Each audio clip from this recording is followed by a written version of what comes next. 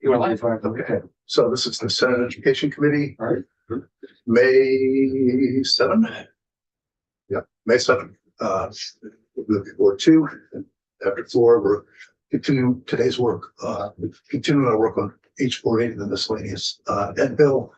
And the first topic we're taking up is the cardiac emergency response plans, that section of the bill. And we have with us to start from the agency, Courtney Bryan from the Agency of Education. Thank you. Good afternoon, everyone. And I also have with me today my colleague from the Department of Public Safety, Sunny Erickson. Thank you, Sunny. And thank you for the opportunity to come and speak again around this language. This language was originally proposed in House Bill 247 and has since been incorporated into the Miscellaneous Education Bill H 480. And it's language now related to cardiac response plans and athletic emergency action plans. So that was a more recent addition that we will address today. I have provided some written testimony, which has some more extensive background around the origin of Act 29 of 2023. I don't know that it's useful to go into full detail about that today, but as an overview, Act 29 introduced new requirements for school security and physical safety. One of those requirements was around comprehensive all hazards emergency operations plans. And so that work is now not only underway, but has been really fully implemented. We've been engaging now with technical support as well as building new capacity within our safety teams to support the refinement of emergency operations plans. And I think what's important to note is that that existing language is quite similar to the proposed language of the cardiac response and athletic emergency language. The main components of that, so again, speaking around the emergency operations plan language in Act 29, currently that is in Title 16, Section 1480. The EOP language does include requirements for each school, independent school, and all school districts to develop and maintain an all hazards emergency operations plan, inclusive of not just cardiac response, but any and all hazards that would be applicable to that individual school. It also includes within its language requirements for training on the emergency operations plan and integration and coordination with their local emergency response partners. So those themes exist in both the proposed language and in the existing language, and fairly tight coordination. Act 29 it is something that we have been developing in we've been supporting in partnership with the Department of Public Safety and the Vermont School Safety Center for several years now. And our approach to this work has been in a couple of ways. So under the language of the law, the agency was required to create a template emergency operations plan, which creates kind of the skeleton or the structure of a plan. Schools and districts are then required to complete what we call annexes, which are content or subject specific protocols within each emergency operations plan. So for example, each district or school would have a flood response annex or a cardiac response annex. And so it's almost like a playbook or a set of instructions to a very specific emergency. Our supports on building out these annexes is really, we want to strike the right balance of flexibility for schools and districts so that they can continually reprioritize those annexes with their emergency partners and also offer some consistency around best practices. So where we have been able to, we have been inviting experts from the field in to either meet with the education field or to talk with us at the Vermont School Safety Center around best practices for building annexes. My colleague Sunny, who's here today, also does work directly with schools to help review and practice emergency operations planning. So it's a somewhat hands-on piece of work that we do. This is relevant in the sense that this requirement for emergency response plans already exists, and we are a little bit concerned about the idea of adding a potentially duplicative piece of regulation that is hyper-specific to cardiac response plans. I think something that's very important that we want to share today is that we are in very robust agreement that having solid and comprehensive cardiac response and athletic emergency response plans is very important. It's a life-saving protocol or protocols, and we do want to be able to support that.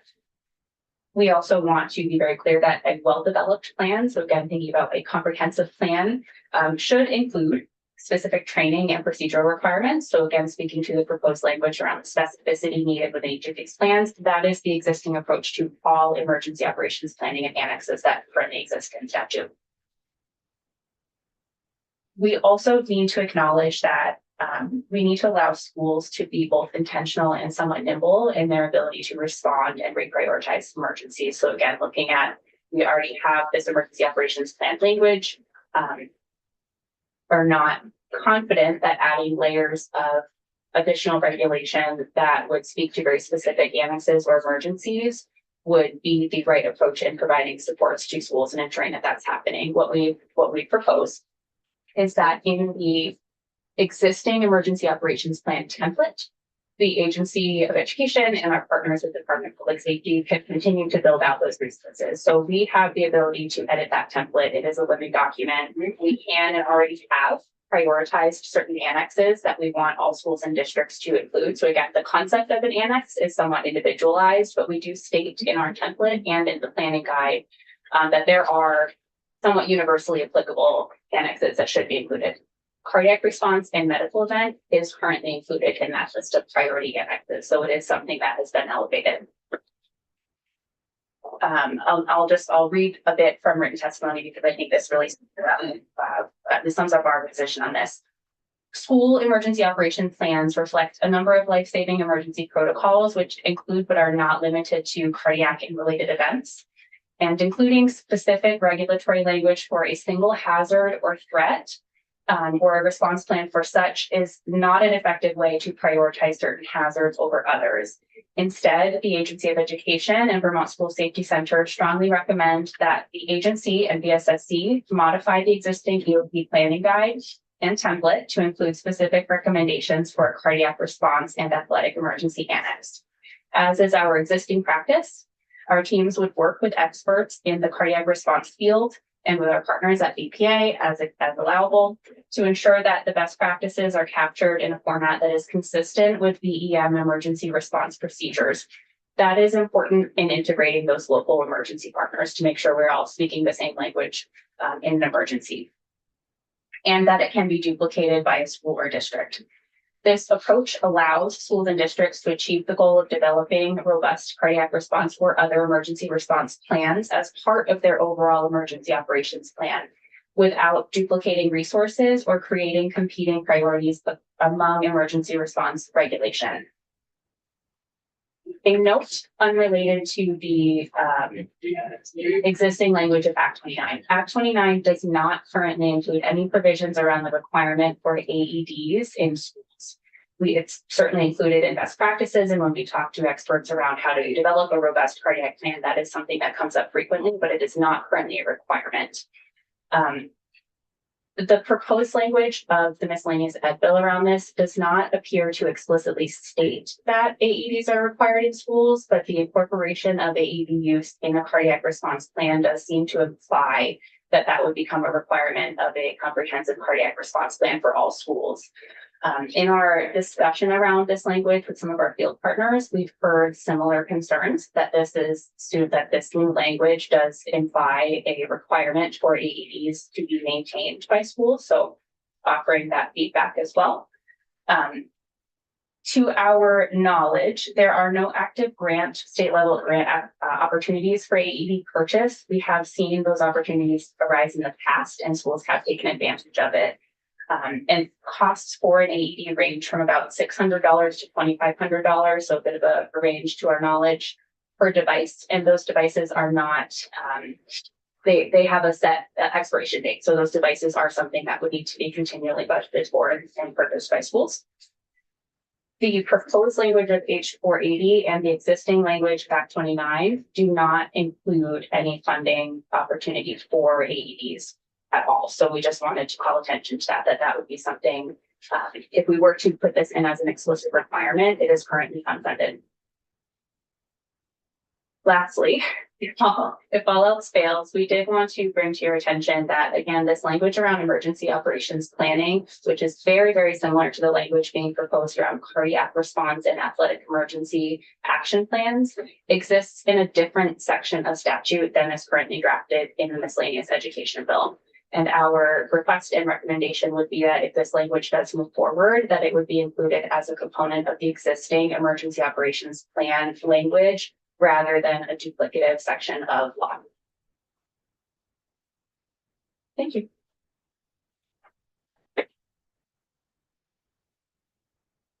Questions? So, well, it's a lot of words. My biggest concern is that you really should have an AED if you're gonna train for that incident. And, you know, I brought up during some previous testimony that, you know, they need to physically have one available. It's like first aid. You know, you can first aid. And I was told that there were grants available so that every school could apply for a grant and get one if they have them already. But, you know, the biggest concern I've got is that if there's one needed and it's locked up in the school, it's part of the plan to have it available during athletic events. But if you don't have access to it, it's not any good. So, and I was here in 23 when we passed that law requiring to have the procedures in place. So I want to where we go with this. Yes. I guess, well, thank you for the testimony. Thank you. Just yeah, I'm supportive of having the AED language. It was also my understanding that there were grant opportunities available. You know,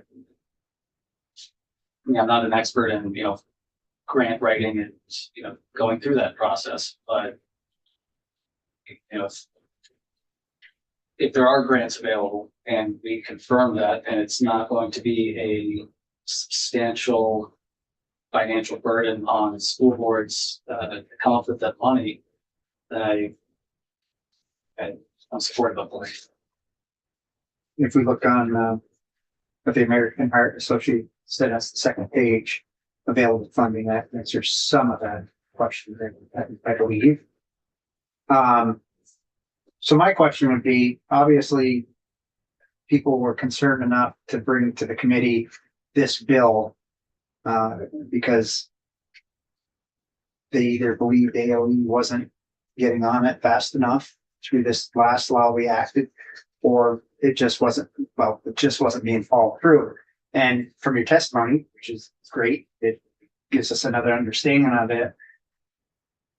Why do you believe other schools are coming to haven't enacted this quicker? Is it because the schools haven't, or because public safety and haven't said, come on, let's get going on this? I'm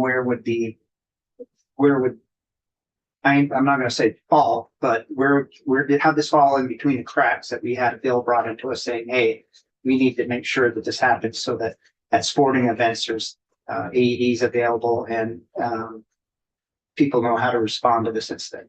Because like you said, there's many different incidents this could be, but this seems to be one of the most common, and that's probably the one you should first look at and then start working on the others that are not as important. Like, you know, if you're not by a river or where you're going to get flooding, you know, you probably won't have like Mount Aid. I don't think they ever have to worry about flooding. And if they do, we're in big trouble. So that, I guess, is my question, that you say we have something in place, but yet there are concerns enough that people brought this before us to say, we need to put this in. And I think it's a good idea that we do follow language, throw it right in with what you recommended. But why hasn't it been done? I'll respond with, I'm not sure that I'm in a position to speculate on why certain schools have or have not completed that work.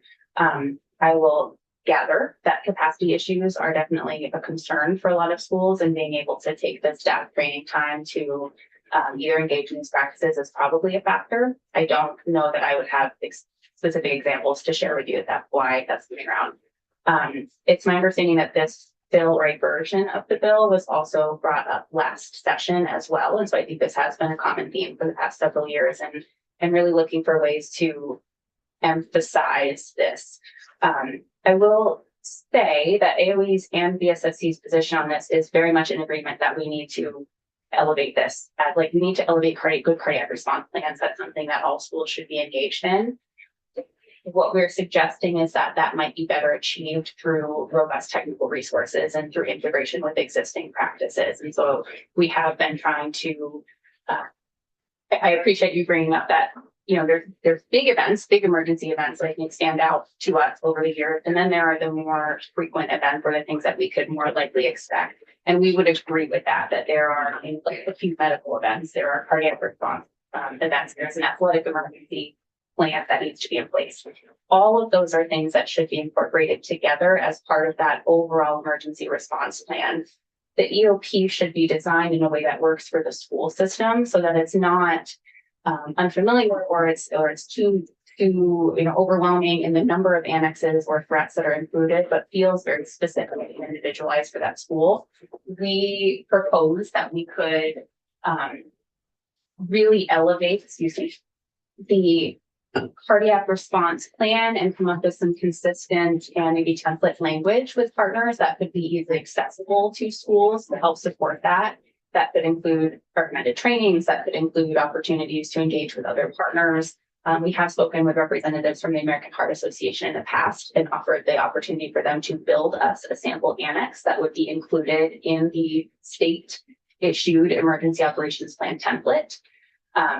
And I think it's just really at this point a matter of making sure that we are making this work as easy and accessible to schools as we can so that their work is in implementing it and our work is in connecting to those technical resources. Yes. So we hear a lot about unfunded mandates. That's why when it was originally came to us, I was ready to start looking at the JFO, find out what kind of a fiscal bill we needed, what was it going to cost. And then we were told that there was money available to grant. So I don't want to make any unfunded mandates, but I'm concerned a little bit about who's responsible to monitor the plan to make sure that schools. I can't remember what the bill in 23 was, what it said. I think it was basically left up to each school to do their own. To manage the emergency operations plan. Right. So the language of Act 29 requires the plan to be at least as comprehensive as the template that is maintained by the Agency of Education and with partnership by the Department of Public Safety. The plan itself, again, includes a list of what we call priority annexes that can be refined as needed. So if we as a state entity say in 5 years, we've seen an increasing frequency of electrical malfunctions in schools. This is something we prioritize. We can do that. There are a couple of assurance mechanisms in play right now and one that will be in play very soon. So what the agency did in ensuring compliance with the EOP section of Act 29 is we sent out the superintendent's assurances document last year, and we asked for all schools to report back on the status of the Act 29 activities. That will become an ongoing component of the superintendent's assurances moving forward, as well as a component of district quality standards, which does not go into effect until July 1, 2025. So district quality standards is not obviously what we're here to talk about today, but it does have some reflection around safety needs in public school districts. It is not applicable to independent schools, so that is something else we'll have to work on a mechanism for a more detailed assurance. But district quality standards will require all public schools to report back on their proficiency in their emergency operations planning work annually. So that's something that we'll be collecting information on. Do we know how many schools actually have AEDs now? I think, yes, I will just offer it's not as precise of a number as I would typically come prepared with. So we do have existing regulation in Title 18, ESA Section 907, which is, I believe, a Department of Health statute, requires all schools that own and operate an AED to report to the Vermont Department of Health. I was able to obtain a copy of that most recent report. It's from September, so it was just at the start of the school year. It did also include some higher education schools as well, and so if I'm taking out what I think needs to be taken out from that list, it's about 215 schools reported in that they did have an AED. I would say in total, if we're looking at public K-12 schools and independent schools or recognized and approved independent schools, but it's around 400 total schools. So we're somewhere around the 50% mark if those numbers are accurate.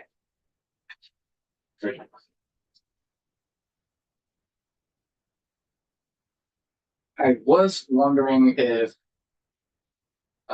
it's okay with the chair, if we could actually hear from Vermont Principals Association, because I'm curious about any redundancy in the creation of plans, the creation of more and more documents that are duplicative. And I'm sure most, if not all schools have some sort of emergency response plan. And if they were to be required to get AEDs, I'm sure they would figure out, plan as to how to use it. I'm just thinking about the aspect of trying to lessen or eliminate the administrative burden on principals and superintendents. So you will be here for a minute, right? Yeah, it will be an good. Can I ask one? Yeah, yes. So I guessing this hasn't been discussed, but when we took up the issue of firefighter cancer rates in economic development, we spent significant time thinking about what the state's role was in bringing the cost down and trying to create ways to bulk purchase or share costs, because we saw a similar range to the 600 to 2,500. That's a big range, right? And we wanted to figure out what the most effective approach was, so not just like buy something that isn't good quality, Sure. But then be a catalyst in helping to bulk purchase or get the right vendor to be willing to come to the state. Have you done any work on AED purchase plans? Because I would think we do want one of these in every school. So I just don't know how much time AOE has spent working on bulk purchases of medical devices to bring down the cost. We have not, in my understanding, and perhaps this is not correct, but that would be some work I think that would need to be discussed with Buildings and General Services and the state purchasing and contracting unit. So if this were to be something where we were authorized to engage in state level contracting, those would be the folks that we'd be looking to. Can I draw a follow-up? Do you know BGS must right now ensure that fire extinguishers are in every school? I don't know the answer to that, no. There are, Are you responsible for making sure fire extinguishers? no, we are not. So there are other layers of code, like life safety code requirement that the AOE is not responsible for. And so I believe it's the Department of Fire Safety that is responsible for fire evacuation plans. And I believe fire inspections, but again, that's not my area of expertise. So I don't want to. But you're not sure about life safety, regardless of fire safety. You're not sure about who's responsible for life safety devices in schools. Meaning like more globally, like AEDs, extinguishers. I don't know with specificity. I would say that AOE's role in this is in maintaining the regulations of Act 29, which are about ensuring that schools and districts have emergency response plans that fit their needs. And so they would need to be they would need to incorporate that level of detail of what devices are here, how do we operate them, who's authorized to do that, expiration dates on those things, etc. Yes. Does your emergency operating plan have a template for cardiac scenarios? Not currently. We have spoken with, it's probably about a year ago, so I don't want to make it sound like it was just a recent conversation, but we did speak with a representative from the American Heart Association last year, asked for some support. I think the crossroads here is that our teams are not the experts in the actual protocols themselves. And so we would need to connect an expert in what is the appropriate protocol and best practice with someone from our team, likely from Vermont Emergency Management and Sunny and her team, to translate that best practice into a usable annex, right? So how do we actually make this into a set of instructions for a school to follow? Thank you. So just make sure I'm clear on this. You talked about life safety being responsible for like fire extinguishers and getting people in the building and that all those plans. Who's actually responsible for this happening? For emergency operations planning, superintendents. So they're also liable, is that like, for me, That's not a question that I'd like to answer. Okay. Well, let's hear it from the principals. Let's stick around and watch that. So for the record, Jay Nichols, Executive Director of the Vermont Principals Association. I'm here to talk to you today about healthcare writing. Yeah, and I only have one sentence about that.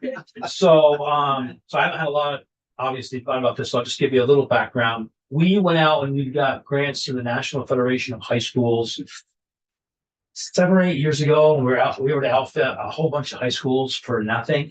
And then a couple of years ago with AEDs, we were able to get grants where the National Federation of High Schools Foundation paid half, the school district had to pay half. Well, we haven't done any of that work for elementaries. That was all part of our National Federation of High School stuff because we oversee sports. So my quick take on it is I think we should have AEDs in every building. I think we should have people trained on them, but they are going to cost money. And I don't think it's going to be as easy as people think. You just get grant money for it. We haven't had much luck at all trying to get grants the last 2 years for AEDs. Now, admittedly, we've been thinking about it more on the sports end, but we've had elementary principals to call us too. The Vermont School Board's Insurance Trust, they have different types of grants. So that's a possibility. That's VisBet. There are a possibility. School districts get a certain amount of money that they can use each year, but oftentimes those things might be already kind of booked in advance. Like they might be doing a playground safety thing. You need a grant for that, or they might be having their bleachers failed inspection. They get put new bleachers in, and so they may not qualify for a grant to do AEDs. So I would say that in terms of numbers of schools that have them, we don't have a good system for tracking it. We certainly have no idea. And having them is only half the battle. Yeah, the training's not bad. I just put my staff, we did training last week. I think it took 3 hours, cost $75 per person. And it's for somebody who's old, trained in CPR in the old days, it's so much better now. It's so much easier. And the AED is a great piece of equipment. It's very easy to use. I could use it. I was able to make it work. So I think there's a lot of benefit to them. But on top of that, we support the idea of having it all in one document, one emergency plan that the AOE's talking about, having there be a separate annex in that. And I have total confidence in Tina and total confidence in Sonny behind me that the two of them or people that are in their organizations to put together a really good appendix or annex that would go in that document.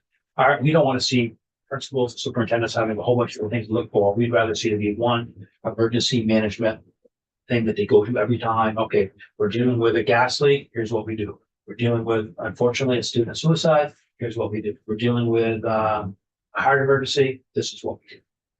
That'd be my quick take on it, but no preparation. Well, it seems like part of what's going on here is the need to step this up. There's a lot of concern about, because you have sporting events, you shouldn't have a lot of people there, some of them older people, so you have more people perhaps than you would otherwise. Then you have the possibility of a kid getting injured and going into cardiac arrest. We actually had as you know, we had one kid who was saved by this. And so I think a bigger problem is the school day at night, not even the sports part. I think we're most of the time really well covered. You're having a winter concert at elementary school and there's grandparents there and stuff, and maybe the school has one AED and it's not easily, it might be locked up. And we've been working with principals on make sure people have access to those things because they're no good to us if they're locked up. Yeah. So I think the concern is that the need, at least in the minds of some people when I get it, is acute. And it has the feel that we're not dealing with it as if the need is acute. And that's why I think maybe what led to this. So let's just let a couple of, what you have questions? Just previously when I was on the Health and Welfare Committee too, so And I know that EMS has come a long way in Vermont and, you know, there's normally rescue squad available at sporting events, particular combat attack sports. They have to be, right? Depends on the sports event. But, so anyway, they have the equipment that you need, but there's more to it than that. You know, when they say safety's everybody's business, that means that nobody in particular is looking at it. So really need to designate somebody to be responsible that the equipment is on hand, number one. Number two, that the thing is functioning, you know, because it's not a real technical. I mean, if I can use it, it's technical, but it has to be checked, has to be calibrated, has to be inspected, just like fire extinguisher. So, Agreed. so from an operations standpoint, there's some logistics to it. So, And of course, a good plan will outline all that, not just on this, but on all issues and who's in charge of what, when, how are we communicating to parents, if it's something that should be communicated, how are we responding in active emergency. That plan that the AOE is talking about should have all those steps in there. And with Sonny Erickson and Rob Evans' team, big pitch, because Sonny's coming in and talking to principals next week.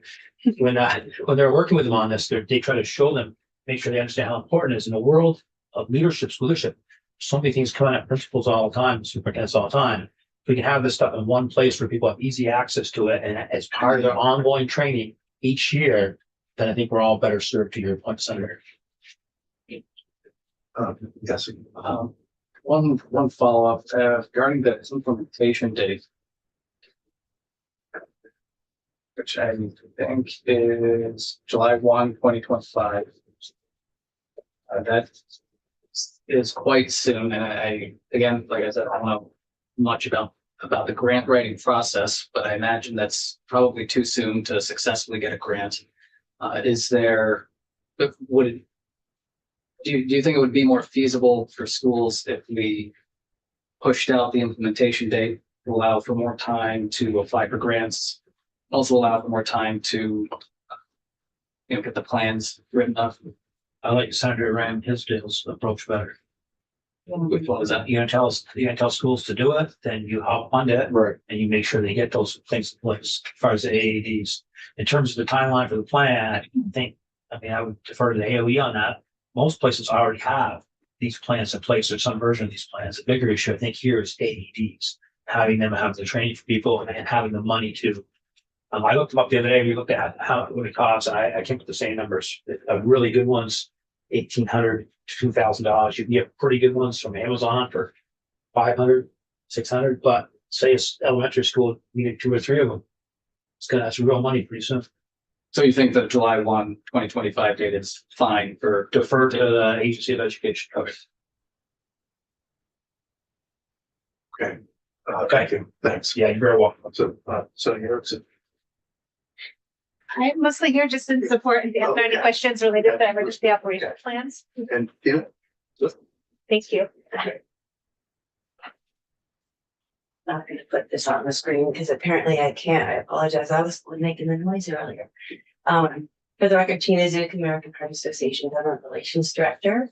Thank you for the opportunity to testify yet again on this issue. It's very important to us. We urge you to keep the cardiac emergency response plan legislative or language rather in this bill. I did want to point out, and I appreciate all the work that has been done by everybody, but I did want to point out in the written testimony that Courtney had submitted earlier, at the very bottom, it says medical emergency, including cardiac emergency response plan and suspected overdose is included as a recommended priority annex. And that's our concern.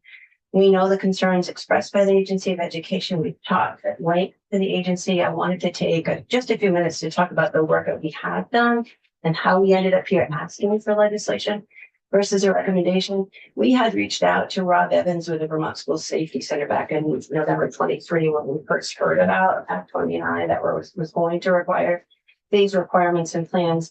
We continued outreach follow-up with him in 24, January 24, and we've met with various folks from AOE, including Ted Fisher, Ian Burfoot, Roper, Courtney, Taylor Goodwin in March, June, and July to talk about CERT's guidelines and resources. So we have done the work to try to make this happen as a requirement and see what's being done.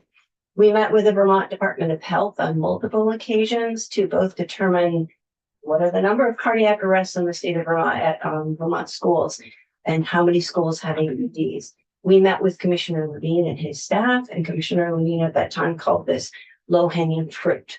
He can't speak for his boss, obviously, but was very supportive and made the comment that if all schools have Narcan, then all schools should have AEDs. We discovered schools and other entities were required to register AEDs with the Department of Health. When we found this out, only 40 schools had registered. We reached out to the AOE to inform them about this law and provided them with language that they could share with the schools. Following that and the correspondence they sent to schools, over 211 schools. We had 211, as Courtney mentioned, there's 215. And some of those are entities like districts, maybe versus schools, now have registered that they have AEDs. We suspect that number is likely higher just because over time, since the fall, it seems to keep growing as schools have registered. We also did our own survey of schools with the students from the Lerner College of Medicine Public Health class. We asked them all kinds of stuff. Do you have AEDs? Do you have plans? All of the schools in that survey that responded, and it was 160 schools, had AEDs. So there wasn't one who didn't have one. Again, the lower responded than who've already registered. Many of them had multiple AEDs, 4 or more. We found very few schools actually had plans. The number was around 87, and we didn't get into any detail about what does your plan include. We just said, do you have cardiac emergency response plans? We've done our due diligence. We've met with organizations and schools across the state, and we haven't found one single organization that opposes this legislation. We met with school nurses at their conference in August. They want this, and if they have signed on in support. Nurses called this legislation a must-have. They noted they have schools where AEDs are locked up after hours and said cardiac emergency response plans should be implemented in all schools. The president of the association, Kelly McGovern, submitted testimony stating how critical this requirement is for schools that might not have a school nurse. She said, quote, not having a school nurse as a first responder and someone to coordinate a response to cardiac emergencies makes having a thorough plan that much more important. We met with the Athletic Trainers Association, who strongly support this requirement. You all heard them testify in favor of the legislation, and stated in testimony by athletic trainer and the vice chair of the Principals Association Sports Medicine Advisory Committee, Kyle Peckham, quote, these plans should not be optional, suggested, or recommended. They must be mandated by law. Said policy doesn't carry the same weight as law. Policies can change. Policies can be ignored. Laws can't. He went on to say that the legislature passed legislation a few years ago requiring concussion management plans for school sports. And the result is there's no debate that these have to be done. Schools know that they must do it.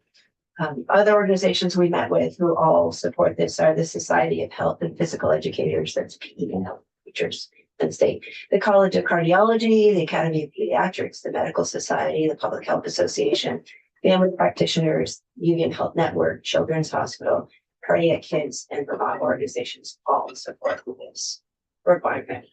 We understand the Agency of Education's position and that there is obviously a lot currently going on with education. And we appreciate that believe a recommendation might be easier to implement, but we disagree. We've heard testimony on the record from others that if we don't require a plan, it doesn't get done. And there is a disconnect between what we're hearing from AOE and what we're hearing from school and organizations who do, in fact, want this to be required. Numerous other states have figured out how to do this. To date, 15 states require CERPs, the cardiac emergency response plans for schools, and 22 states require it for athletics. A cost-benefit analysis also weighs in our favor. There is little cost to schools to implement, and the benefit of a red state is great.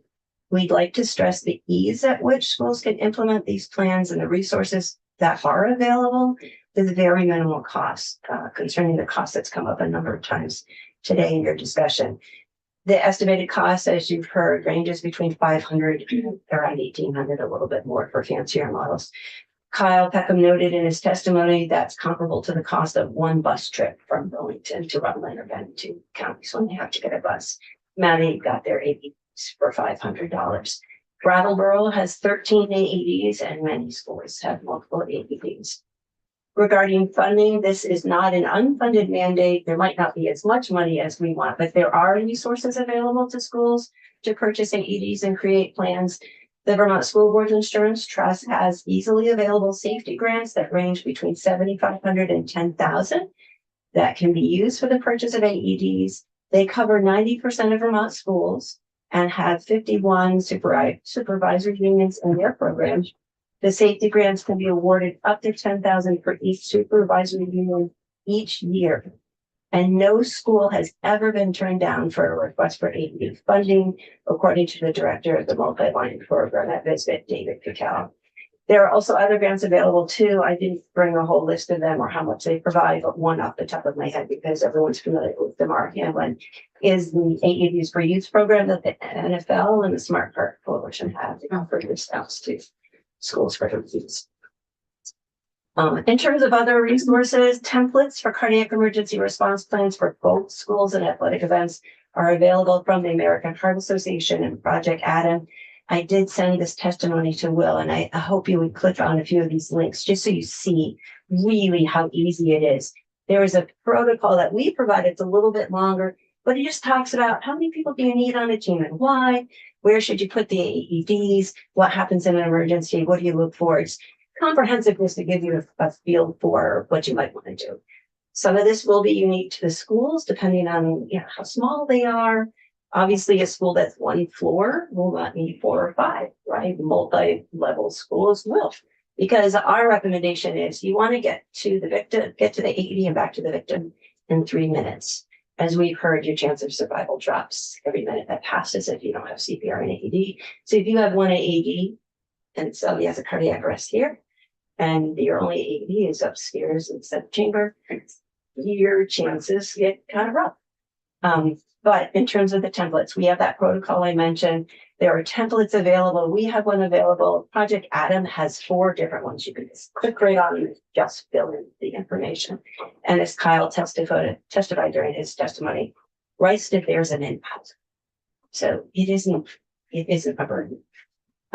There's poster templates available, and Brattleboro High School doesn't have the template that I have in my testimony, but they have a poster on every single room that says an emergency call this phone number. It isn't hard, and there are resources. But just quickly, let me turn to why it's important. Why now? Why should we require these? At least 211 schools have the AEDs that we've heard earlier, but if there's not a plan to ensure that the AED is properly placed, publicly available, and maintained. I think you've heard from Kyle Peckham this morning in an email that there was a student who was lost in Texas because they had didn't work on the AED. So that's important. Then the likelihood of saving lives drops dramatically. Today, as I mentioned earlier, only 87 schools have plans according to our survey that we conducted. Even though the majority of schools have AEDs, they don't have the plans that will ensure that a team is trained and always available and are not fearful to act, that their AEDs are placed and maintained and aren't locked and unavailable. We heard from Matt Howland, the athletic trainer down in the Rutland area, that it took them 15 minutes to get to an AED that was locked inside his school. So, it's not my biggest, but something bigger. Drills occur annually. We want to be part of this plan, and that the plan is evaluated to ensure the best chance of survival in emergency, and that the plan is integrated with EMS. These plans will increase survival rates, not if they're recommended. We don't want any life to fall through the cracks. In schools with cardiac emergency response plans, the survival rates have increased by 50% or more. You all are aware and have heard from Dominic Barkham, who was saved in January at Spalding High School because they had a plan. I included a link in my testimony to a story that just ran this week. Dominic is now playing sports again. He's doing ultimate frisbee. So this is what happens when we have these plans. He's not only alive, he's back at sports again. This compares to the Alberg youth, Adriana Buchanan, who did not survive following a cardiac arrest in gym class. Though the agency's testimony states that most of the cardiac emergency response plan requirements are in place as part of the all hazard emergency response plan template. As I mentioned earlier, the template only suggests in a sample annex that schools could include a cardiac element of their medical emergency plan or VOP. While it references some elements we'd like included, their template, having a service is not required. It's recommended. And there are elements that are missing. I've listed them here, but cardiac emergency response team, implementation of AED placement, routine maintenance, ongoing staff training and CPR and AED use, practice drills, and AED placement according to our guidelines. Another critical element that's missing in them is any requirement for athletic events to have a cardiac emergency response plan, or as in the new language you just received, it's called an athletic emergency action plan, which is the language they're used to. When something is as important as a potential life being saved hangs in the balance, we stress to your committee that a recommendation isn't enough, that it should be a requirement.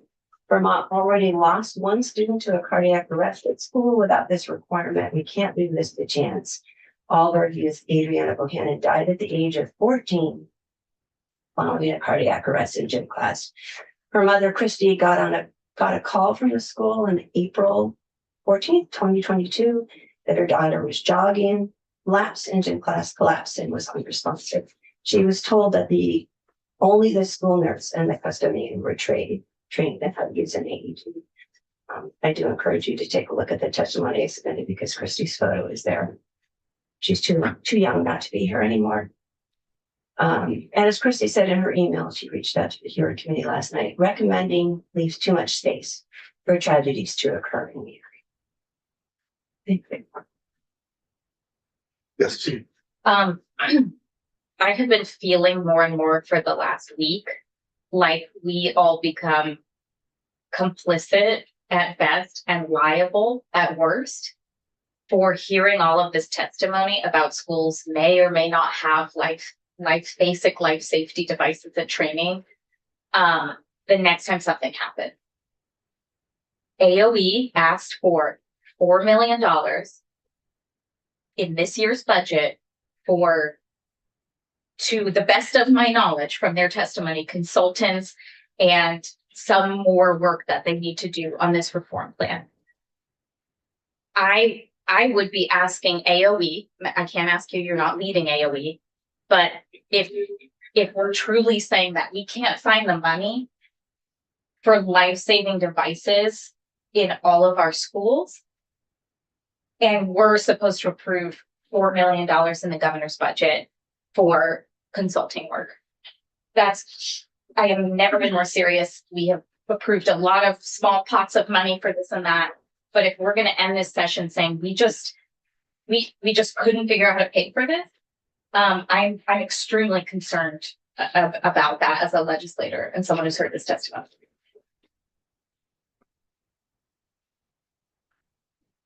I don't know if you want to. It doesn't really change what you just said, but the 4 million didn't make it this budget. We're like, And none of it. be that as it may. I think $1 million. I think $1 million. Yeah. Yeah. So, I think this would probably cost $1 million or less. well, yeah. So, Real quick. Yeah. So just because of the short time period for this implementation plan, American Heart Association helped the schools if they ask for it, Oh, of course. to get the grant. Of course, yeah. I don't want to leave this $1 million that we literally never got line items for its need on the table without having a discussion with appropriation. Yeah, I'd like to kind of take this up a couple notches. Yeah, we're about to pass a $9-point-something billion budget. And we do have education transformation, we know is, well, pretty good chances moving forward. We're not, most of us at this table are not part of leadership of majority here. Why does it have to be the education budget for the transformation budget that gets hit here? why don't we take it out of, some other pot of money? I mean, I think fundamentally, everybody here agrees with you that we've heard Tina for 3 years now, at least we have, we get it. But we have an enormous budget that could sacrifice $1 million for AEDs. But we're not in a position to pull those levers, unfortunately, because of our seniority. So I'm mentioning this AOE line item because the Secretary of Education declined to go before House Appropriations to explain what the money is for. We asked for an explanation of what the money is for. We have put ourselves in a position to receive funding to do some of the studies and some of the work. We have seen proposals come from the Agency of Education that frankly were not worth the money that was spent on them in relation to how much they were utilized by us. So it's truly the line item I can think of in the budget where nobody has done a lot of work to tell us what it's for and why it's needed. But if you want to propose something else, I hope it can meet some of those similar standards. Yeah, sure. So having led, $1 billion projects from scratch, I fully get it that there's some money baked into budgets which deal with the transformation of the setup of these of projects, of new projects. And our education transformation is, in my book, a very similar type of endeavor. You can't have detailed line items on every dollar that you're going to spend on, here again, a multi-billion-dollar education budget. But at the same time, we're spending hundreds of millions on entitlement programs, which could easily sacrifice this cost as a rounding error, and this would be finished. So if it really is as much of a priority as it's now impacting you and the rest of us, let's pull that lever. Not to make it personal, but I think we need to focus on what's in our budget recommendation. I think because one of us is a very senior party leader, that it doesn't need to be that micromanaged, that it needs to be a bigger conversation in this $9+ billion budget. So I agree with Tina, I agree with you, but I wouldn't pick on the education transformation and then allow that to fail, because they need transformation funds to successfully implement the movement, the radical, significant movement they're about to make. To underfund that would set us up for another failure. Anyway, that's my first blush. Senator. The problem just did not pop up this year. 3 years you've been here? Roughly 3-4 years.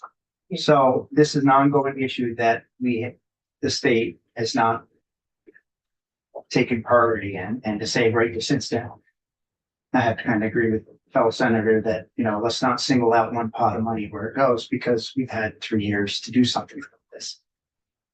My recommendation is that we take it law, but use all the funding we can get for the first year of trying to use going through and getting funding and grants. And then when we have shortfalls, that we follow it up with the AEDs that there is, or if we find some money for them to use. I don't think it's going to be an astronomical number, but it's been 3 years. I'm just a freshman here and it still hasn't been implemented. So I guess we kind of do have to say, you got to do it, because schools aren't doing it. And they may already have the AEDs. We're not sure. We don't have the data on that as well. So I think it's one, let's make it so it has to get done. And then two, how we afford it. We try grant access first, and then.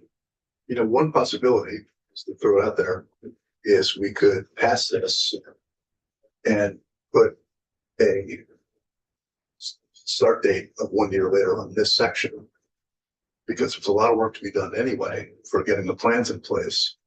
And then schools could be, those who could begin doing it. We'd have the deadline in front of us, in front of them, and we could see if we can help find money next year. I think the budget is so far down the tracks at this point, I don't know what we can actually do. But be that as it may, that's the one thing we could do, just leave the rest of the bill taking effect on July 1, 2025 and make this section take effect. But my sense is that if we did that, what we really do is, it would hopefully the rules can start turning now at the schools and we'd be really actually ready to go. A lot of them can play before that. That's what I think of. I think that's a good fit. So I've seen other committees designate what we need is somebody to be responsible to make sure this gets followed through. Yeah. And if it's gonna be AOE, then we should ask AOE who they recommend they put in charge of making sure it happens. Because if you don't specify, you're not gonna get what you expect. I think that's.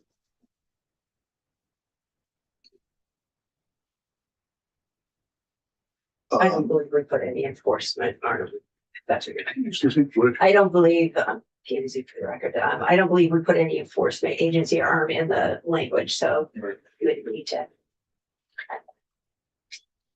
Chair, the question for AOE. So you said it falls under whatever section, what happened last year, page 27, was it? Act 29. And you suggested that we use this verbiage in that. If that's done, then that kind of falls on AOE to make sure the schools are following up on it, correct? Yes, I believe so. So if you are suggesting that it would be included into the section 1480 of Title 16, then it would be AOE as the authoritative party. Them are still recommendations, or we make it not a recommendation, but a must in that. That might be a question for somebody here at the table. Being a freshman. If it helps at all, I would say that the current language around emergency operations plans comprehensively is a must. It is a requirement for all public and independent schools at this point. And our recommendation in today's testimony was that if we were to move forward with including any language around a required cardiac response plan, that we could embed it within that section so that all of the emergency response language and requirements are together versus in separate sections of statute. etc. Thank you. Yeah, I asked the question earlier about what you were talking about with implementing this a year down the road and that ball up past to AOE. So I guess my question for AOE, do you think that schools will be able to, that if we push this timeline out by a year, schools will be able to more easily implement this? Can I answer that with maybe a reverse answer to your question? I think if we were to implement in July 1 of 2025, that would not be enough time. So my assessment is that, yes, we would need that additional year. I wouldn't feel comfortable saying definitively, yes, they all could do it until we had communicated with some of our school and field partners. Then that would be good with adding a year to make it a bit more feasible. Second. We could do on or before that purpose. That way, it gives them urgency that. You're burning the window.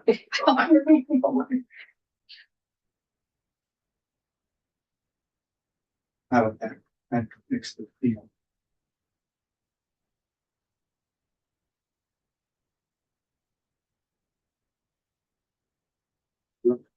I think you're good. So if we put this in language, which can fully support, but the funding, there needs to be funding. I think we've learned from the last presentation, it's not as simple as there's enough grants. There's not. It's $1 million plus. Can we put this in language that affects the next year's fiscal education budget, fiscal year budget?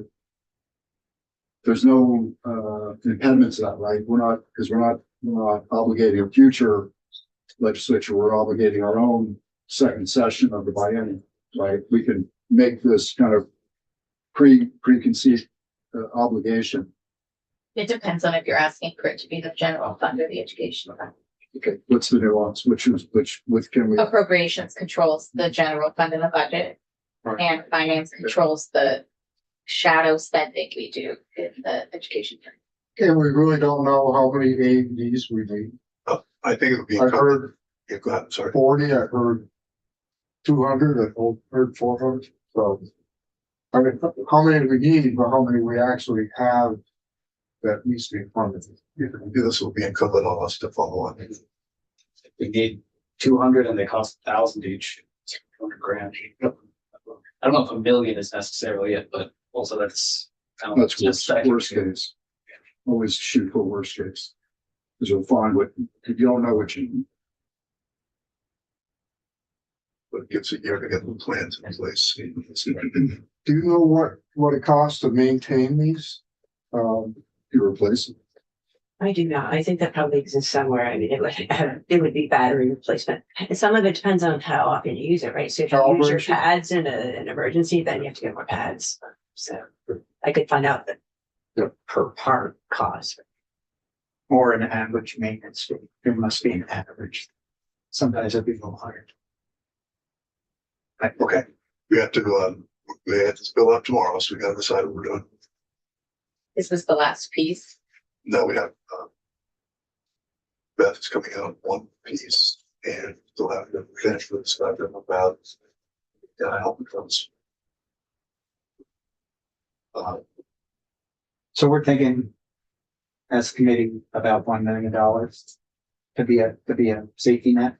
Well, I think the only way I can think about conceptualize this is given that the budget is, that ship has sailed. Right. Well, Well, I think what we're doing is obligating ourselves to follow through next year. I think just when we're talking about numbers, I mean, can we craft this in such a way where we say we'll allocate $500,000 and if the school is, if that 500 grand doesn't sufficiently put an AED in every school where it's applicable, then it's the school that doesn't have one is going to be held liable for not meeting what's written in this law. I think if we say anything about dollars in here that appears to obligate anything, it's gotta go to the appropriations committee. And I'm just contemplating, I get what you're saying. I'm just contemplating what we can revisit next session on that with this conversation.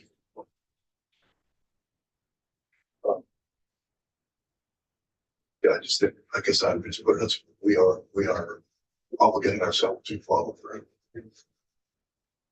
As a committee. I don't know what that means, but I think that's what we want. It's one of the better things we'll ever do. Save for people.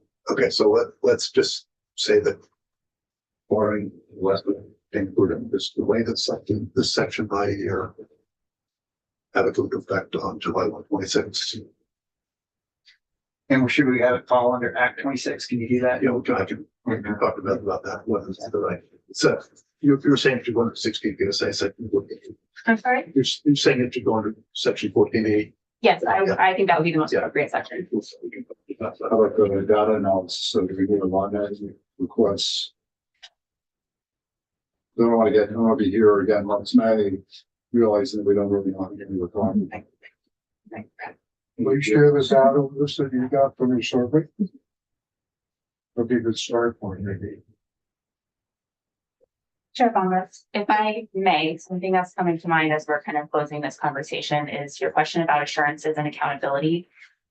Currently, the distribution of technical supports for emergency operation response plans, the implementation work falls under Act 29, which is an agency of education responsibility. But the technical guidance falls under Vermont Emergency Management, which is Sunny side of the house. There are existing capacity concerns around the states, right? If not one team or another, ability to be able to have hands-on detailed review of every emergency operations plan. That is a challenge that exists now, and DPS and Vermont Emergency Management have pursued grant opportunities in the past to fund positions that would be really explicitly responsible for that hands-on work. I'm hearing a lot of discussion today around wanting that more in-depth assurance and review of these cardiac plans and making sure that, as you mentioned, there are these very precise elements of a good start that would need to be assured by schools. And I just want to note that that would be a challenge. So if that's the expectation coming out of this rule, is that a state level position or team or entity would be responsible for individual review of all cardiac emergency response plans or all emergency operations plans on an annual basis. We do not currently have capacity to do that. So that is something we need to consider. Does Vermont Emergency Management have it? I would say no. The school safety center is a combination between AOE and DPS. Myself and a contractor, Rob Evans, we serve, I serve on the DPS side. He is a split position between the two entities. And currently that is the full roster for school safety right now. The regional coordinators that exist within DEM's structure that work with municipalities and towns on local emergency management plans and exercises. They are at maximum capacity with the new strategic plan and some of the new requirements under statute for individual municipalities. So I would say that they're pretty much maxed out right now. So capacity is very limited on the DEM side. I'm not sure where the manpower question came in. I'm not sure we're really asking you to do anything except create a template that gets added as VOB. And then when you do a spot inspection, if it's not done, that's when they'll be held. Excellent. I think that is absolutely reasonable, and that's how we're approaching this work now. There were a couple comments made around the specificity of the plans that raised a few red flags over here on the sidebar. Thank you. Okay, so I know we got a couple of people who can only be here for a few more minutes, so we have to shift gears. Back to the health insurance issue. And Jay, I think you're the first who has to leave. You're the person. So come back. Chair, I just want to say, to my recollection of being on finance, dealing with this issue would absolutely get the bill sent to finance as well, just so you're aware. This issue here. Yeah, okay. Thank you all. Thank you. Thank you. See you guys. Bye. Get for the record, Jay Nichols, Executive Director of the Vermont Principals Association. I'm going to be very brief in my comments. I mostly represent principals, although we do have superintendents that are members, as well as a lot of curriculum coordinators, special ed directors, aspiring principals, assistant principals. But in the healthcare part of this, principals are kind of in the middle. They're basically in middle management, and they are underneath the negotiation side of the teachers. So just so in case you didn't know that, I'm sure everybody knows that. And so our board hasn't really discussed the proposal that Vermont School Boards Association brought forward to you on things to consider, except for one piece. We have previously discussed concepts around binding arbitration, and it's our board's belief, the DPA's belief, that the arbitrator or arbitrators, if it's a panel, should be allowed to pick and choose to find the best offers. And that's the only testimony I want to give today, because again, our board hasn't talked about the rest of that stuff. So we'll stay out of that. But I want to make sure that was clear that we were fine with that. You're fine with the no showdown. And being able to say, yeah, but take one from here, one from here, if that's going to help make it the best situation possible for the state. Okay.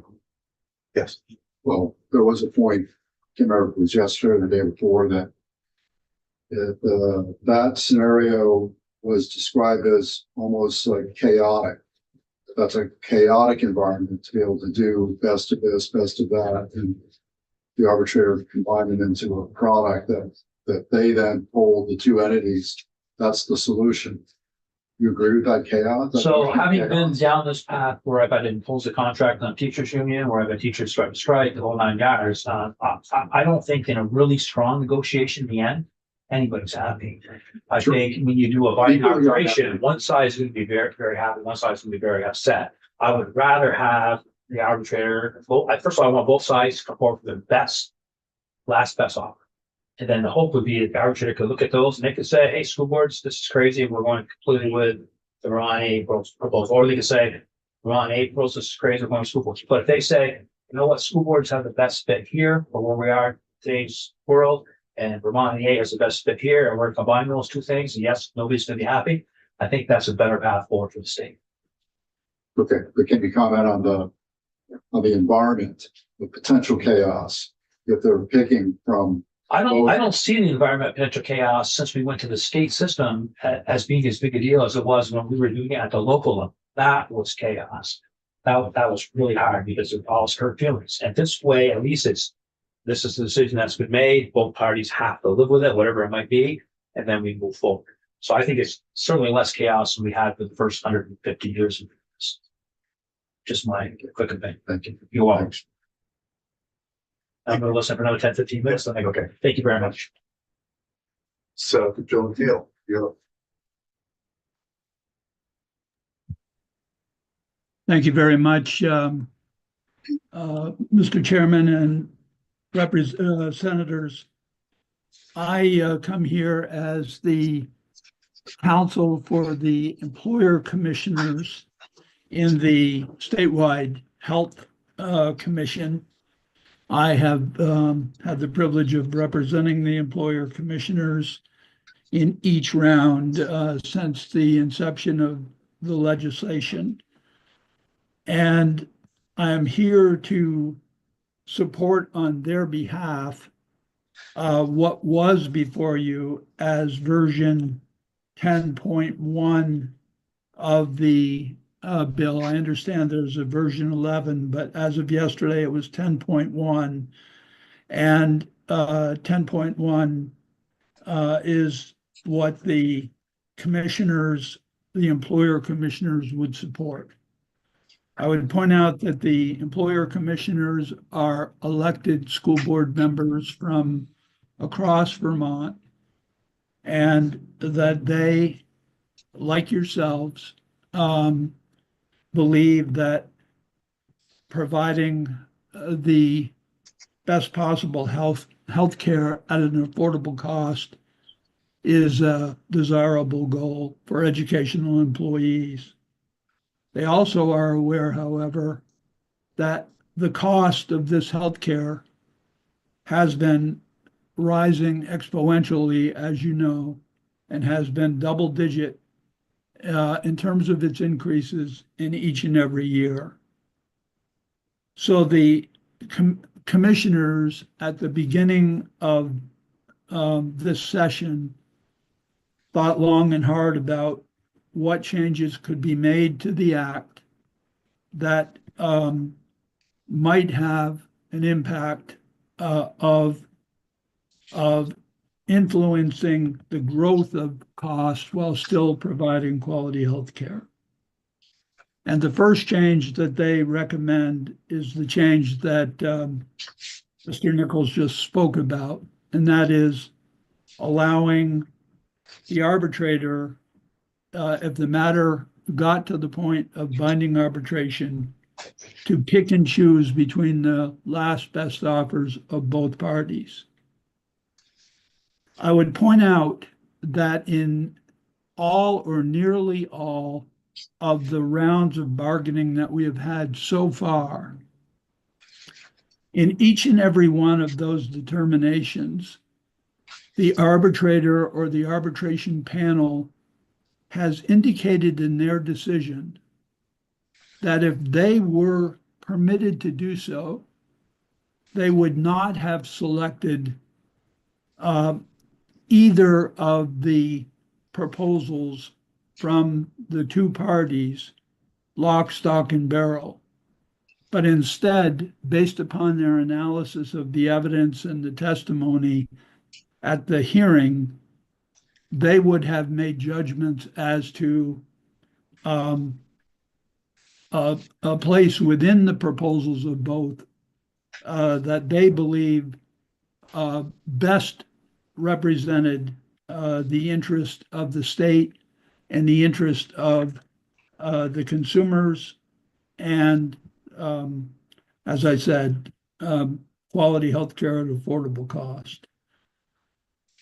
That particular approach is not novel in the sense that if, for example, under the Municipal Employees Labor Relations Act, the parties agree to binding arbitration, the arbitrators are allowed to pick and choose among the parties' positions. And with regard to the question, which was very thoughtful about whether chaos would be produced, believe that the answer is no for the following reason.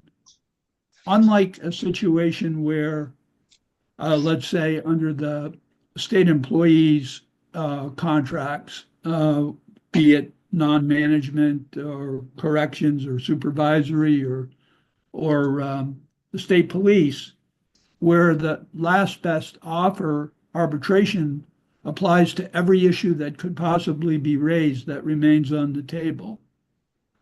Here, we're dealing with one issue. We're dealing with the premium cost of the insurance product that is being purchased. And number two, the out-of-pocket cost associated with that policy, and how much will be paid by the districts, how much will be paid by the employees, and whether it is first dollar or last dollar. So our belief is that it is not chaos producing to allow these skilled arbitrators who have heard the evidence and testimony to make their best judgment in situations where the parties have not been able to come to agreement as to what is in the best interest of the state, all things considered, and the employees, all things considered. I also want to speak in favor of the two additional criteria that were in 10.1. That is adding in particular sub 7, the percentage increase or decrease in the education spending that's likely to result from each party's last best offer. I don't know why anyone would be fearful of having that information and having the arbitrators consider what that impact would be. It goes to the very essence of what the commission is about. Likewise, the comparison to plans available through Vermont Health Connect. It is a good barometer and a good check. So on behalf of the employer commissioners on this commission, we urge upon the committee version 10.1, and I'm happy to answer any questions that you may have.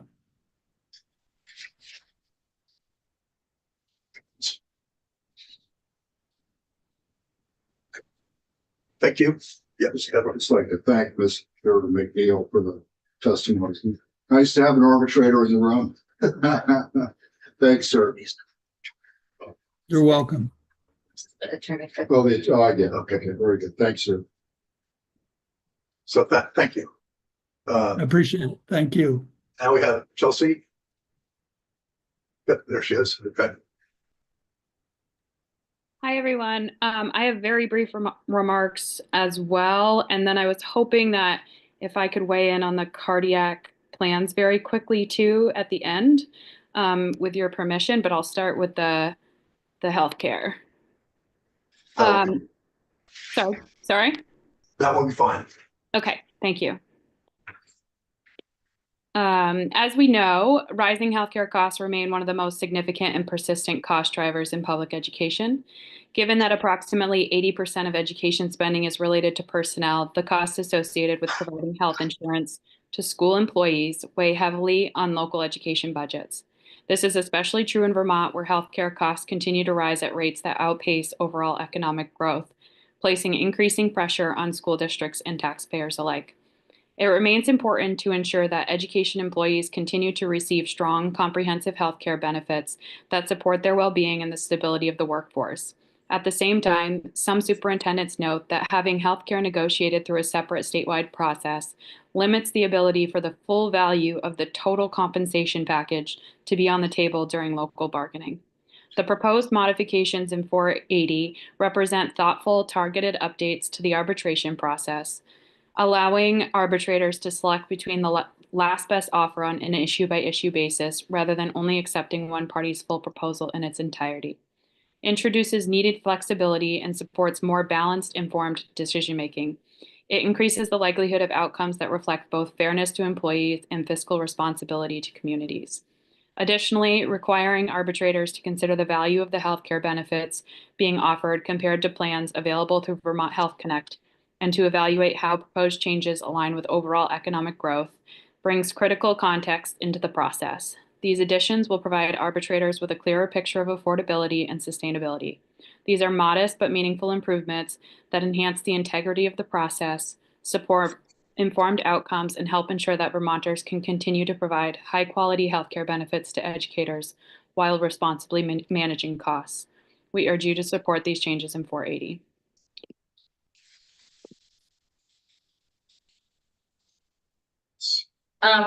Chelsea, I've been thinking about what you and Joe McNeil are both saying about, and Joe McNeil made the point more strongly, but I didn't think of it fully until now. The idea that it's almost easier to pick and choose in the last best offers of healthcare plan. I just feel like, as like my experience purchasing health insurance, that's not usually the case. I mean, if you're talking about a municipal negotiation with all okay, Mr. McNeil's still here. With all kinds of factors that are unrelated, I get that that's, complex and there's a lot of moving pieces, but my experience in healthcare personally and policy-wise has been the package really goes together. You don't usually say, okay, well, this out-of-pocket cost can go with this premium. We can just make that up at the end. Most insurance providers are going to give you your package, like a silver plan, a gold plan, a platinum plan. So how would it work? Give me a scenario where you can pick and choose that way and not create a problem.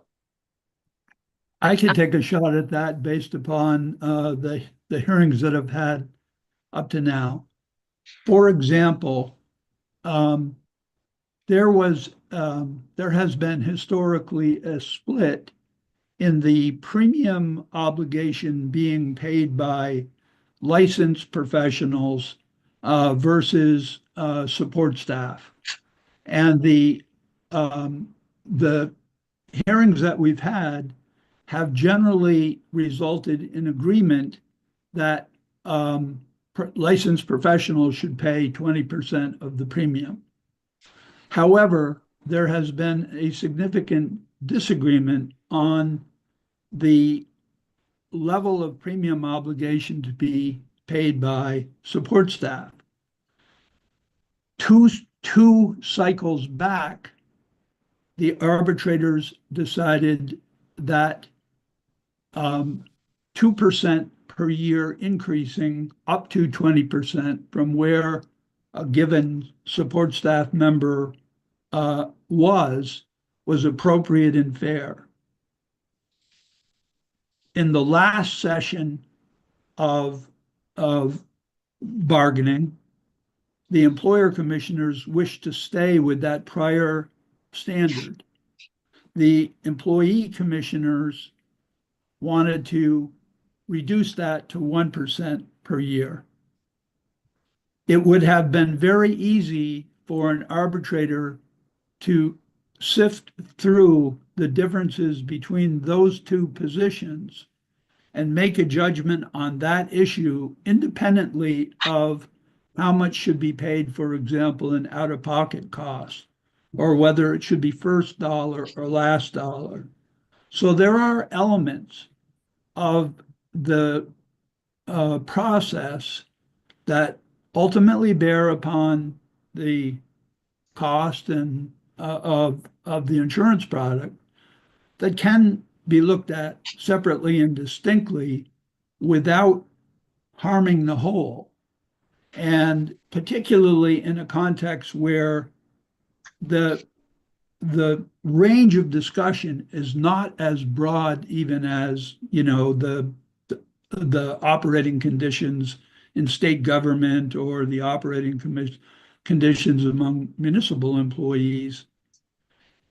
It seems logical that if the effort has been undertaken by both parties to select a knowledgeable arbitration panel that and days, if not weeks, of evidence and testimony has been presented to these experts. Why not give them the opportunity in this setting to apply their expertise? And with respect, Senator Ram, I don't think it would end up chaotic. I think it would work, in fact, quite seamlessly and better than the current situation. And that's one. I would say Mr. McNeil is representing school board members, which are highly undercompensated, but I would just ask Chelsea and Jay, do the principals and superintendents live under the same policies that are negotiated with teachers? The principals do, the superintendents do not. Yes, so superintendents are not under the bargaining, but many of them end up with the same plans as educators in their community, from my understanding. Principals is exactly the same as whatever the teachers negotiate for them. Okay. For this purpose. What did the superintendents do? It differs everywhere? The statute, if I may, the statute exempts superintendents, but as Chelsea indicated, it's much more likely than not that superintendents in the school district will be under the same plan and under the same condition as the rest of the employees. It doesn't make a great deal of economic or practical sense to separate them out. So most school districts do not.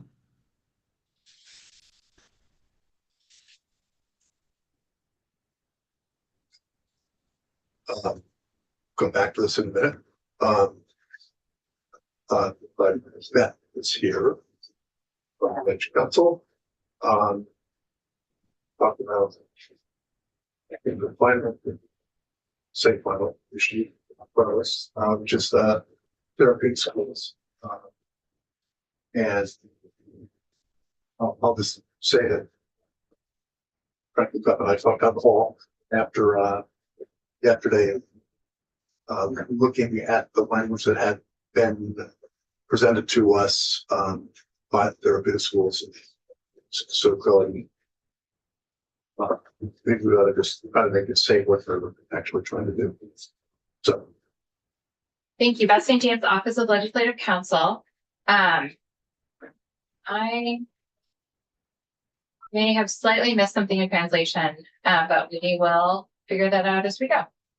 So I made no other changes. This is draft 11.1 of the Senate proposal of amendment to H 480. This is a new section 18, which is amending section E 511.1 of the 2023 budget, which is a moratorium on approval of approved independent schools. And that language, as it currently lives, is subsection A, notwithstanding any provision of law to the contrary. The state board shall be prohibited from approving an application for initial approval of an approved independent school until further direction by the General Assembly. That is current law, and you have not made any changes to it. So this is what I am proposing based on the testimony you heard yesterday in subsection B. This language, as I drafted it for today, is general to any approved independent school. It's not limited to a therapeutic approved independent school. So I can make that change should you so desire. But it says notwithstanding subsection A, which just creates the moratorium on approval of new independent schools created pursuant to this section shall not apply to a for-profit independent school that was approved by the state board pursuant to section 166 on or before July 1, 2023. This moratorium went into effect on July 1, 2023.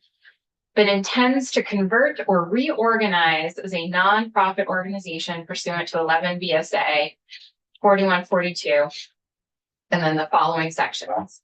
And as such is required to submit a new application for approval by the state board. Any such new nonprofit organization shall be required to substantially comply with all statutory requirements for approved independent schools and the board's rules for approved independent schools. So in this very limited circumstance of a currently approved for-profit independent school that is reorganizing to become a nonprofit, if the state board says you got to submit a new initial application because you are actually a new school, then the moratorium doesn't apply. And that last line there on line 16 through 18 essentially just says they still have to follow all the other rules in order for approval. Fine with it. Mhm.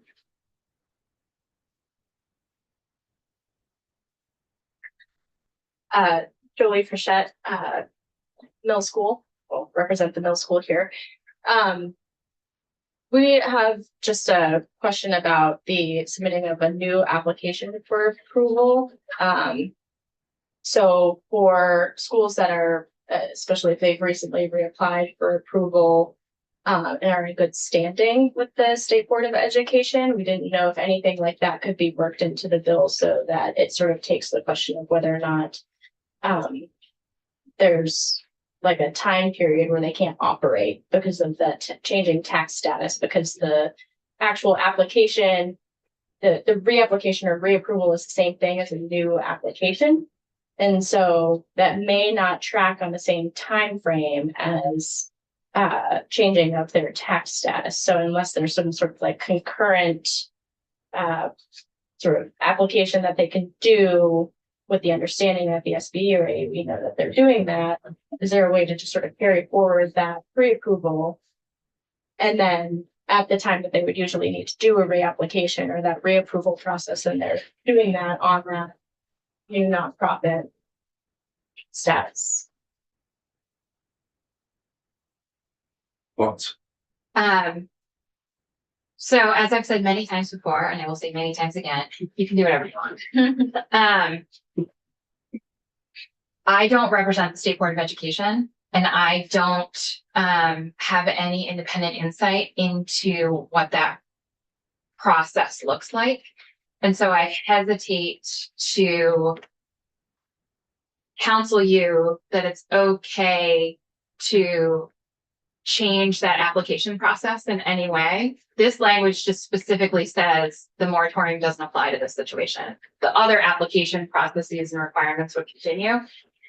If in order to make this specific situation work, there needs to be additional language built in, and you're interested in pursuing that, I would probably want to talk to the board to get an understanding of how an application like this would be treated and whether there would be any need for kind of a grace period, if you will. I don't know. And so I hesitate to suggest that you build that in. Thank you. And I want to give a little testimony why this is important, because when I purchased scrap air, the day I bought it, when I did out my application for 1 month, you have to wait for a review.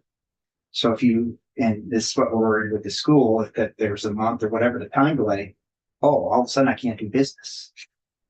So either we put the language that can continue to do business under the current until there is blessed, or it gets waived. That's the worry there, that you start school and wait a minute, you just applied, there's a exit waiting day.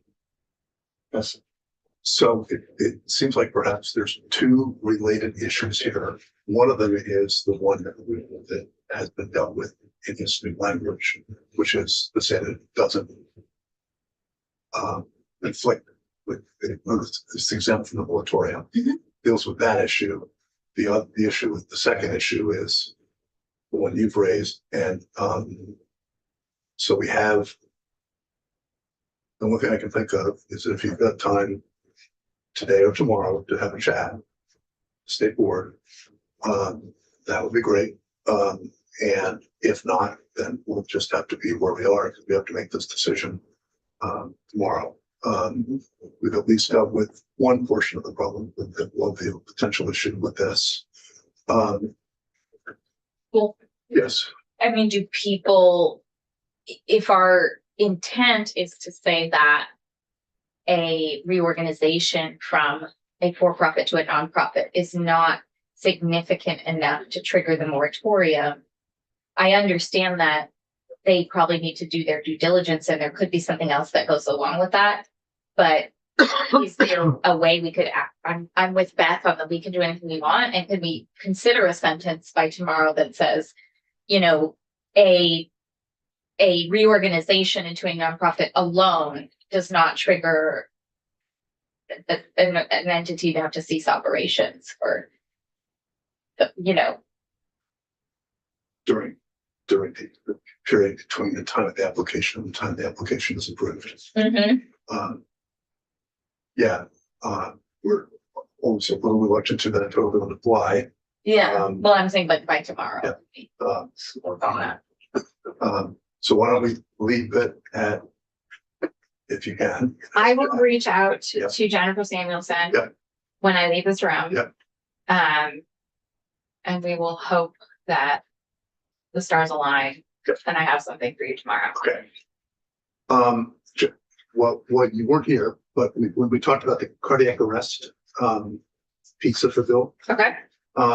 there was a suggestion from the agency that if we're going to go forward with this, and you, in the end, will tell us whether you agree with this, that this section be moved, this language be moved to 16 VSA section 1480, because that's the section otherwise dealing with emergency response plans.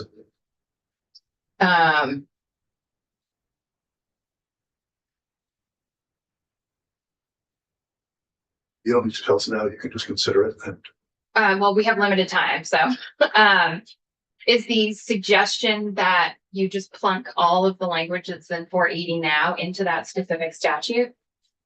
I think so. Okay.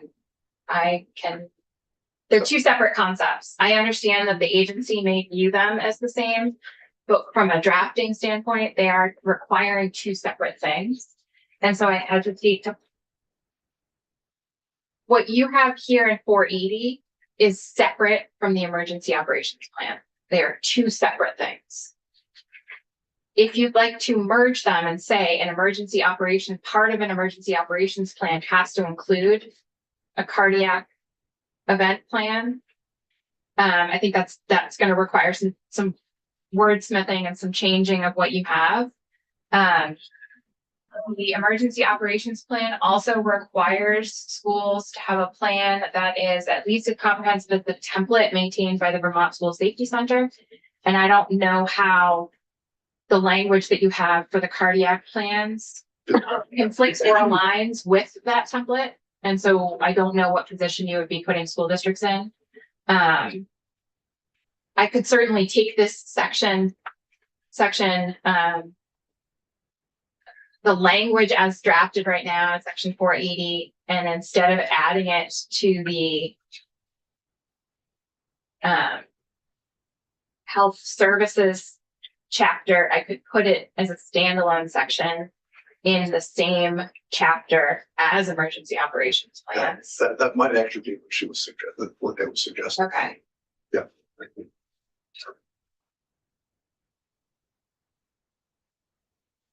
Okay, so it will become 1486. Okay, so, thanks. So we have to,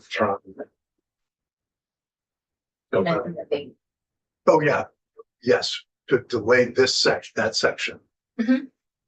By 1 year. The rest of the bill takes effect July 1, 2025, and have that one section with cardiac plan take effect July 1, 2026.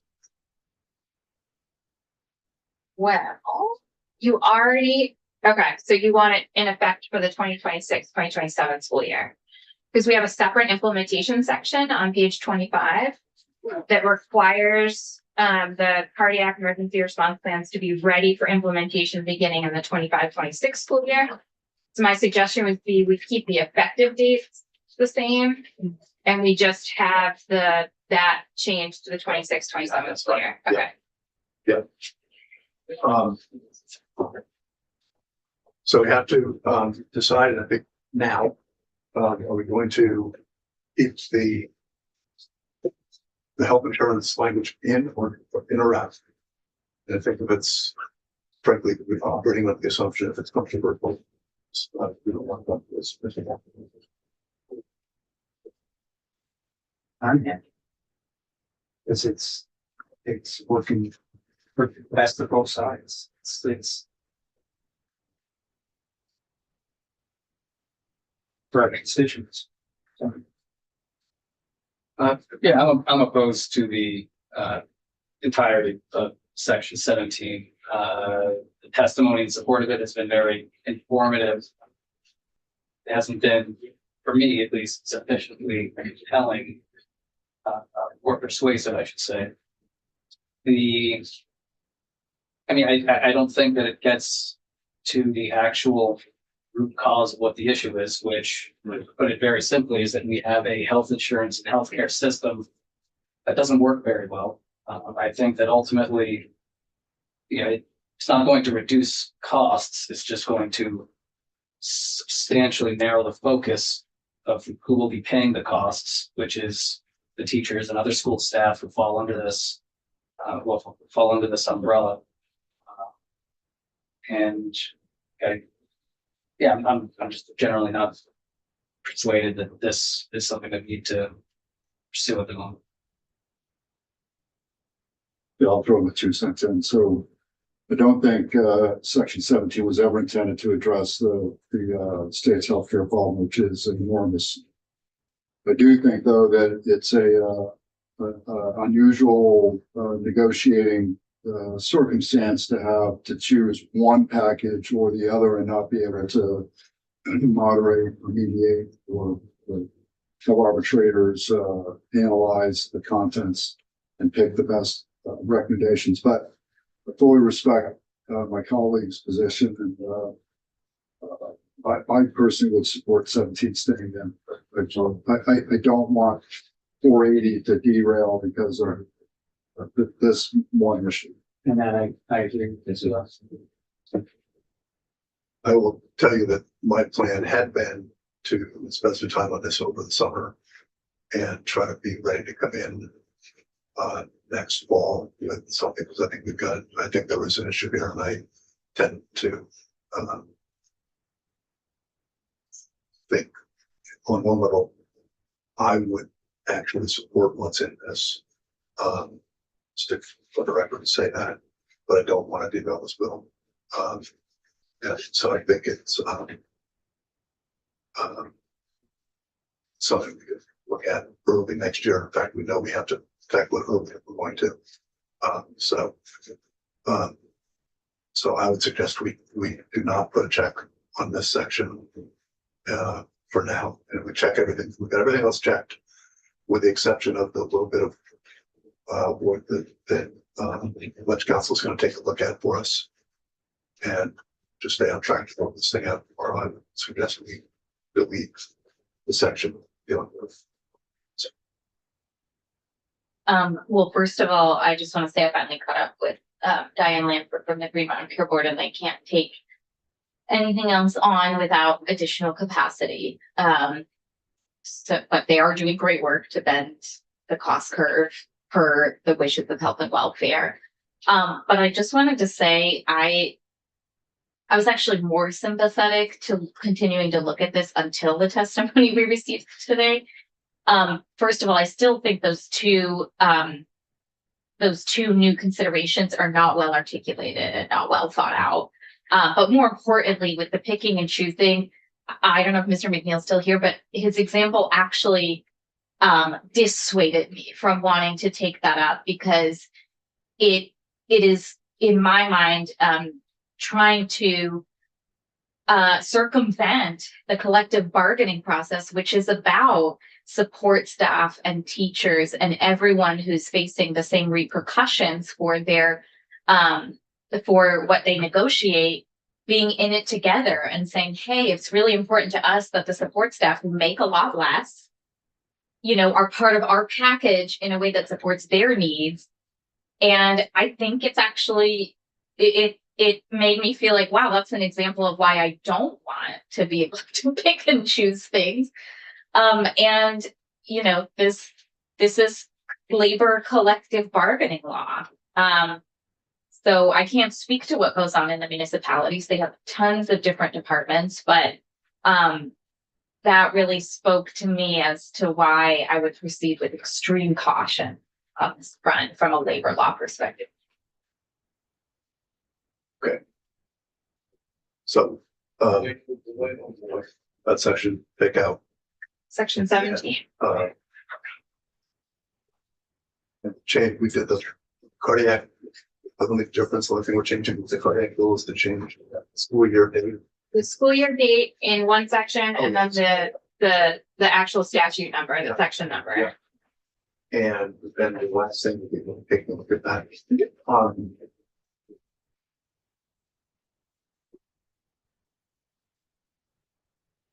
Do we want to, only because I don't know the answer, I don't know the answer to the question of whether there are any other than therapeutic schools, whether there are any for-profit schools in Vermont. I think if we've been talking about this in terms of the therapeutic schools, we can just add that and make sure we just limit it to the therapeutic schools. That would be good. Because that's what we've been talking about. I don't want to, something we've done really on the same program.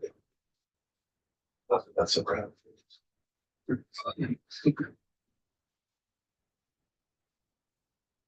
So, we'll come back tomorrow, warn for a vote, notice for a vote, and, not in 5 minutes. That's okay. Do you have a vision for Friday or next week? Oh, Friday, I'm glad you mentioned this. Will remind us. So Friday, we have 2 joint hearings with health education and Ways and Means. Starting at 1 to 2, it's about special education spending, and then 2 to 3 Medicaid funding in education.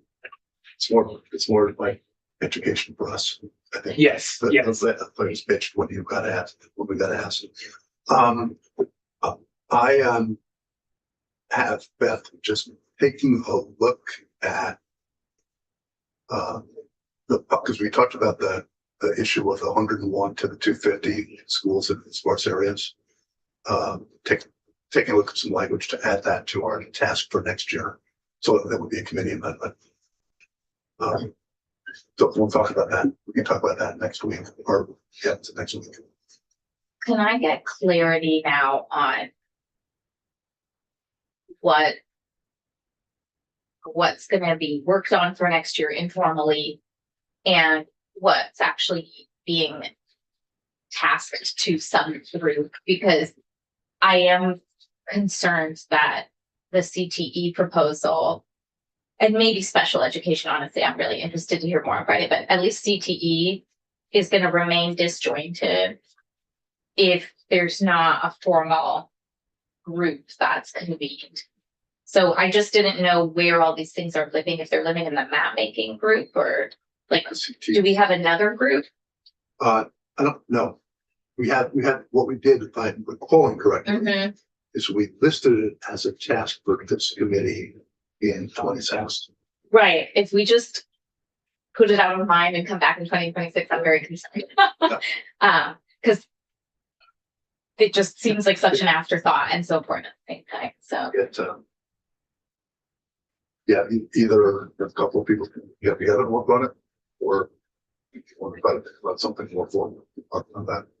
well, I know that there's a number of items people want to discuss for some vehicle that would not slow down the miscellaneous education bill. So I wonder if I can draft that, and I think I've told people about my tobacco tax for mental health proposal. It sounds like tomorrow's agenda is light. Can we put those proposals on the table tomorrow? Just for open discussion without anything in front of us at that point, which is fine. That my tax proposal, and I have some draft language on CTE. I could give it to Ledge Council without the expectation that they can turn it around tomorrow. Well, we have time to talk. Okay. So I'll try to be helpful with materials in front of people. Okay. We have time to talk. So, I think we're done.